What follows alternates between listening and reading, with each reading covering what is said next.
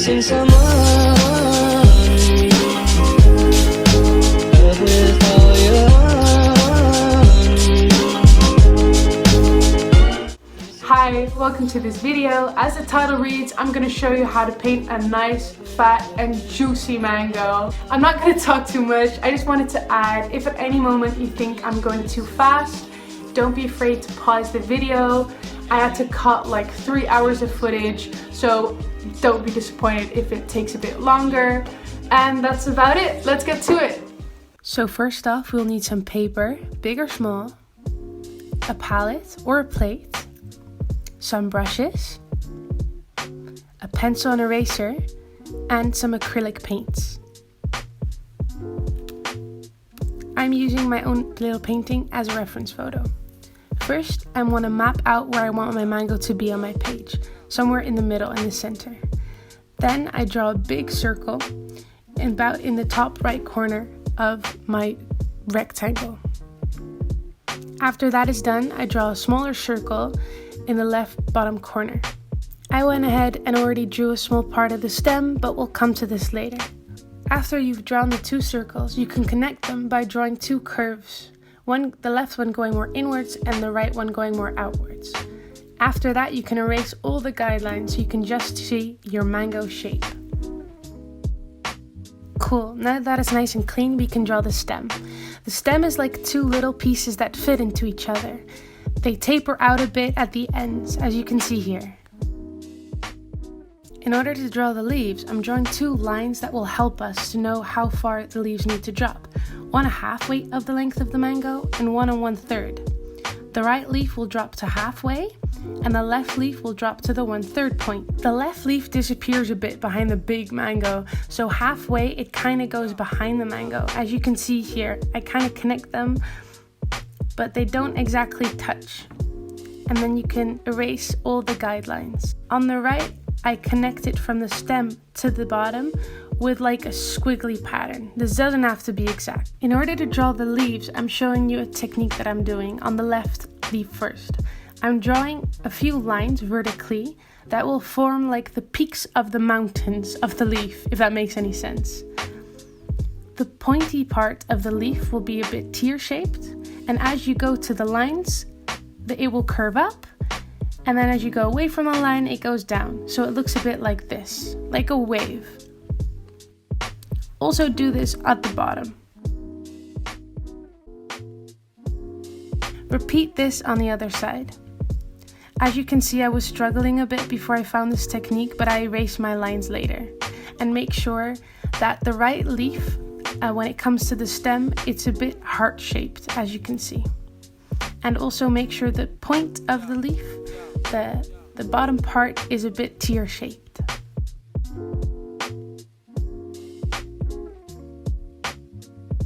With an eraser, I like to make my sketch a bit lighter so it won't shine through my paint, but this is not necessary. Now comes the fun part, painting! If you don't have a color, you can mix it like I'm doing right here, with yellow and red mix orange. We're gonna start off by painting this W area yellow. We're gonna go darker around this area as we go along.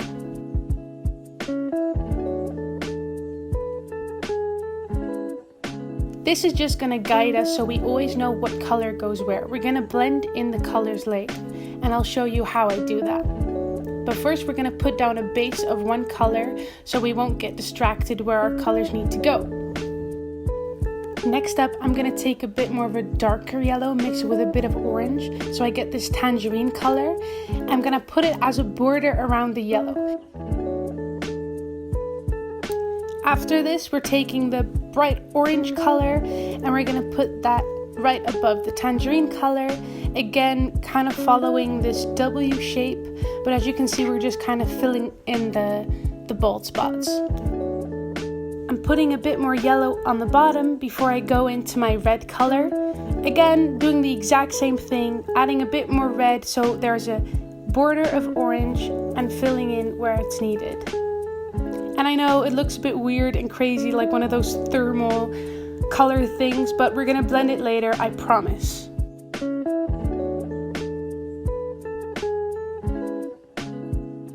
You know what to do by now. Take an even darker colored red, and if you don't have that, just add a little bit of blue or purple to your red and do the same thing.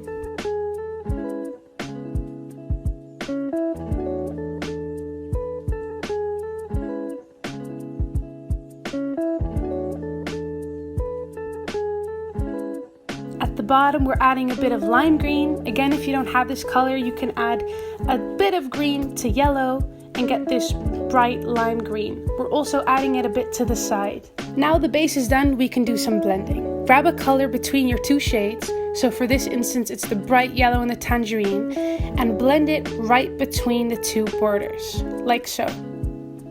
People struggle with this part the most, but just have patience and you'll get there. If your lightest color is too dark, just re-add your color and vice versa. Have patience and go with the flow.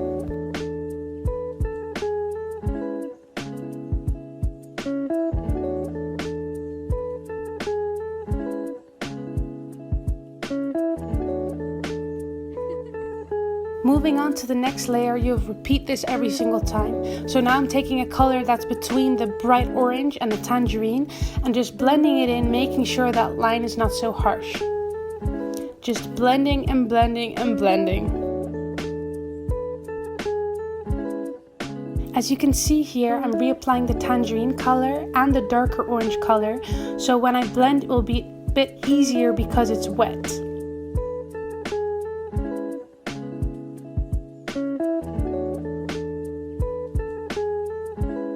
This comes as no surprise that this will have to be done with the red as well. So reapply the color, reapply the darker color or the lighter color, find the color in between and just pat and blend away. I thought it'd also be nice to add in a close-up of how this looks like exactly. So here I'm reapplying the orange, the tangerine color, and patting away, and you can see that blend smoothly. Make sure there are no harsh lines or edges, and have fun with it. Now comes the leaf, which is a bit more intricate.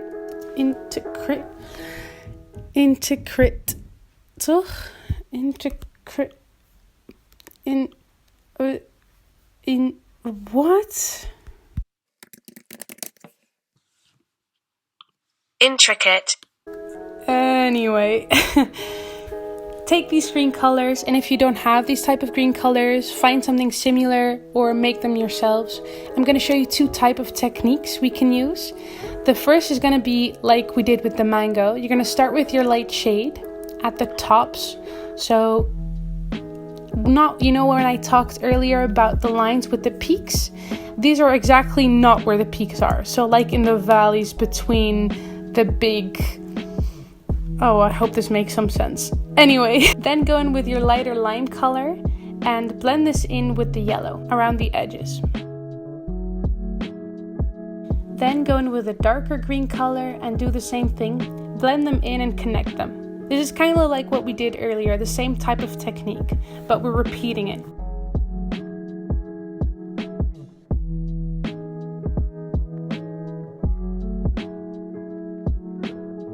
On the other side, we're going to do something a bit different. Of course, we can do it like on the other side, but I thought it'd be nice to show you that there is another way. It's a bit less contrasted, but it does the job. First, lay down a nice green color. Make sure not to wait too long because you don't want the paint to be dry when you're doing this step. Now go in with your light yellow color and put these on the peaks. Repeat this step as often until you're satisfied. Because you're blending it in, the yellow of course will get darker, but if you do this often enough, it will eventually create like a nice light effect. Now comes the most fun but also kind of scary part. Take a dark green and do the main nerve of the leaf. It's called a nerve, right? Yeah, I think it is. Once this is done, add maybe a few more like side nerves, because of course a leaf doesn't exist out of just one big one. It has little ones. Have fun with it, add ones if you want. Just make sure not to go too thick, because it's hard to go over it again with your background color.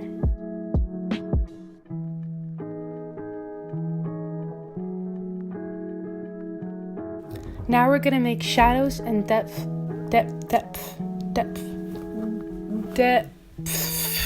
Jesus. Depth. Trust me, I can speak English, I swear to God. So take the exact same color, but make sure your brush isn't too wet. So don't have too much paint on your brush, and pat over the nerves.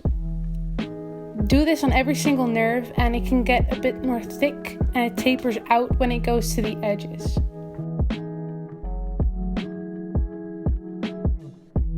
Once that's done, we're gonna add highlights to the leaf because we can't only have shadows. So with the light yellow and lime, go in between those nerves and add a bit light. You don't have to do this everywhere, just see what looks good. Some parts you can make it look way lighter and some less. Now with these light and yellow colors, we're gonna add a highlight to the left edge of the leaf. We're gonna put it in 3 spots, one at the beginning, one in the middle, and one near the end. This doesn't have to be precise. This part can be a bit meticulous. With a light green lime color, go over the central nerve. Do this as thin as you can. You can also go over a few side nerves, but I wouldn't do all of it. This makes it a bit diverse. After that's done, go over with an even lighter color. White. Again, I'm not putting this everywhere to also give it a bit more depth. This will really make your leaf pop.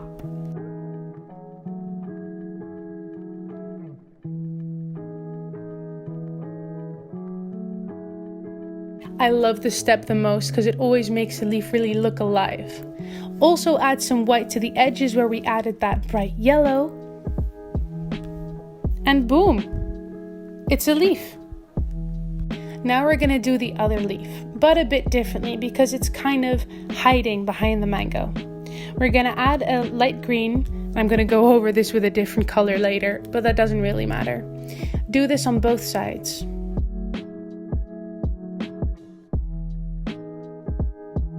And ta-da!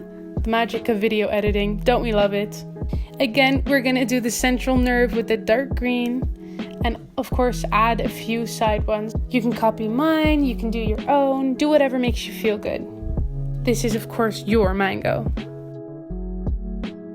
Again with the dark green, I'm gonna add some shadows and do some shading, where all the nerves are tapering out more towards the edges.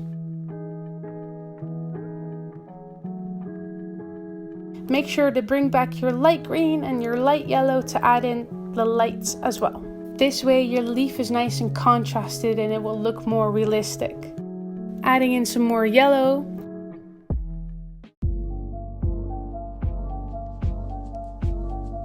Again, I'm adding some yellow highlights.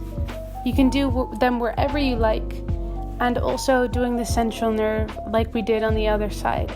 First with the lime green yellow and then with the white. After the lime green is done, we're gonna add in some white, the best part, making the whole leaf just pop and look realistic. Again, put the white where you feel like it needs to be, put it on the central nerve, and maybe add some accents and highlights on the sides. If you see me patting with my fingers, that's just to make the paint look a bit less bright, because sometimes I think the white is a bit overwhelming. You can do whatever you feel like. You can do some touch-ups, like here I'm adding some more yellow. Go back and forth, and if it's missing something or you feel like it should be darker or lighter at some spots, just add some more paint. That's the beauty of acrylics. Now we can leave that alone. Okay, I won't do that again. We're off to the stem. You'll need some brownish colors, and again, if you don't have it, you can make it. I'm starting with this ochre color, which is a bit yellowish brown, and I'm covering almost the whole stem with that.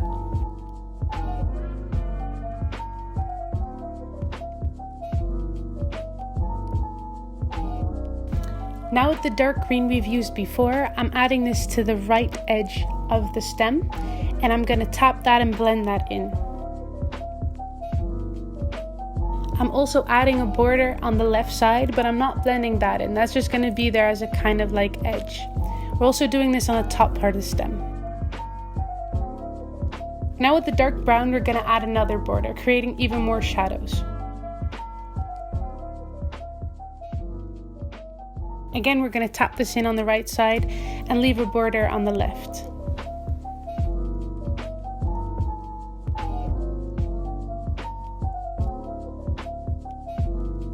Now with a light yellow, we're going to add some light on the stem to really make it look alive.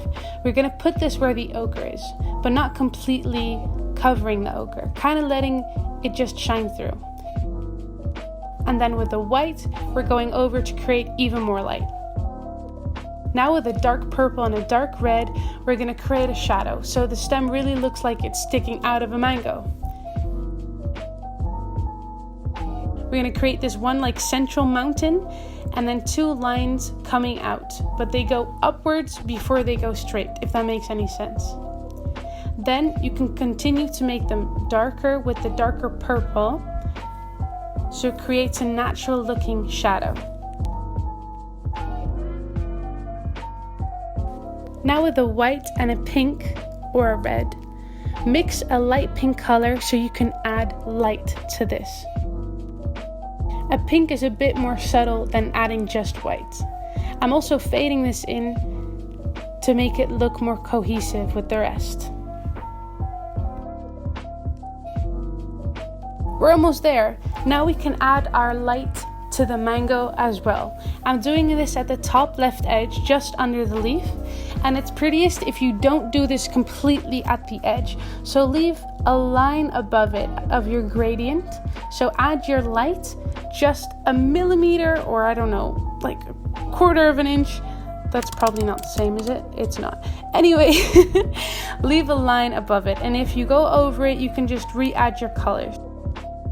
We're also going to do this where our stem goes into and at the bottom where the green is. Again, as you can see, leaving a little green edge. We also want to add light to the right side of the mango, but because white would be a bit harsh on the dark red, I thought I'd mix in a bit red so it'd be a light pink. And again, I'm using my fingers because I like to blend it in, but you definitely don't have to do that. It's just easier for me.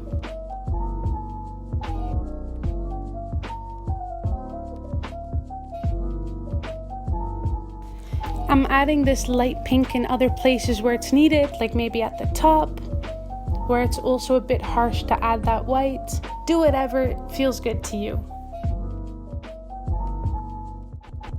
Now with a white, I'm gonna do the edges of the mango. This is definitely not needed. You don't have to do this, but I find it extremely satisfying, as you can see, and it makes it look a bit cleaner. Oh my god, isn't this just great to watch?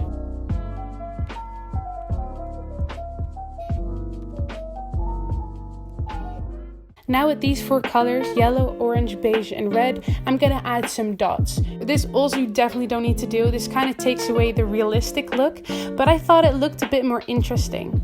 So I'm adding like 1,000 little dots, beginning with the yellow, then the orange, then the beige, and then the red, adding them in spots where it looks good to me.